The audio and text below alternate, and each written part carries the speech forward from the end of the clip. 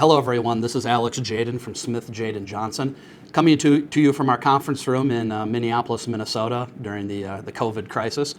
Today we wanted to bring a new topic to your attention. I want to talk about the insurance policies for community associations. I want to talk about some of the pitfalls and want to give you 3 items to think about when your association, whether you're a board member or you're the management company overseeing it, when you're procuring these insurance policies for your HOA. I want to take these 3 topics for you to think about and understand before you bind the coverage on your association.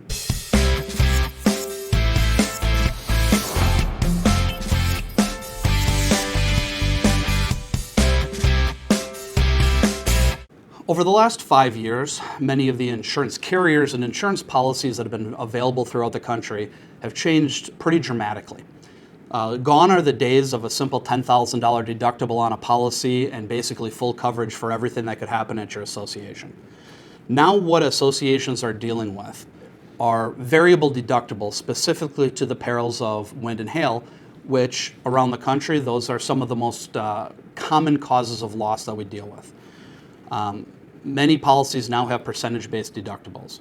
When you are acquiring your policy, make sure that you understand the difference between a standard fire deductible, which is likely a flat number, maybe $10,000, maybe $50,000, and a percentage-based deductible.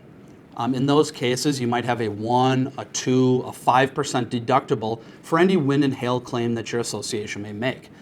And where that becomes problematic is it's not a percentage of what the claim is worth, it's a percentage of what the total insurable value of your association is. If you have a 400-unit association and it's worth $30 million, a 5% deductible for a wind and hail claim is likely going to be more than the cost of replacing your roofing and siding. So you need to understand going into the acquisition of the policy how much your property is worth, how much your deductible is going to be in the case of a wind and hail claim, and what you do if that occurs. If you have one of these high percentage deductible policies, there are ways that you can contract around it. You can use your HOA governing documents to establish the protocols to be able to assess your unit owners this master policy deductible. The unit owners can acquire their HO6 policies, which are the unit owner specific policies, to be able to offset and pay these loss assessments. So going into the acquisition of the policy, understand what your deductible is going to be and understand how you can use your governing documents at the association to work around that problem. The second topic you need to be aware of when acquiring your insurance policy is whether or not there are any cosmetic or functional exclusions within the policy. What these are is if there is hail damage to your metal parts of your building, but it doesn't put a hole through it. The carrier says, you know what, that's a cosmetic damage. It doesn't affect the functionality of the metal on the buildings. We're not paying for that. Now, in the old days when we had metal buildings on farm structures and barns, made some sense that you weren't going to turn in a claim every time, your barn got damaged. But now as carriers get smarter and they write different policies, these are now written in a way that can be applicable to more than just metal exterior cladding on your building. The way these policies can be written now could potentially have an impact on vinyl siding, on hardy or LP siding, or any particular exterior cladding on your building. So when you're acquiring your policy, you need to understand if there are any cosmetic or functional exclusions and what the specific language of those exclusions are. And depending on that language, what impact will that make on your property? You need to understand what type of materials are in the exterior of your buildings, what potential pitfalls you might run into if your policy only covers when there's a asteroid hole through your building. So make sure you're checking that and make sure you understand what those coverages or exclusions are before you acquire your policy.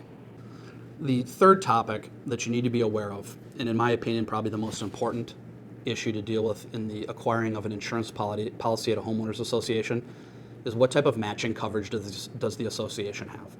Matching coverage contemplates the idea that you have an elevation of the building and there's a hail hit to a couple pieces of the vinyl siding on that elevation. Because that material is no longer commercially available, the alternative or the replacement component is going to look different.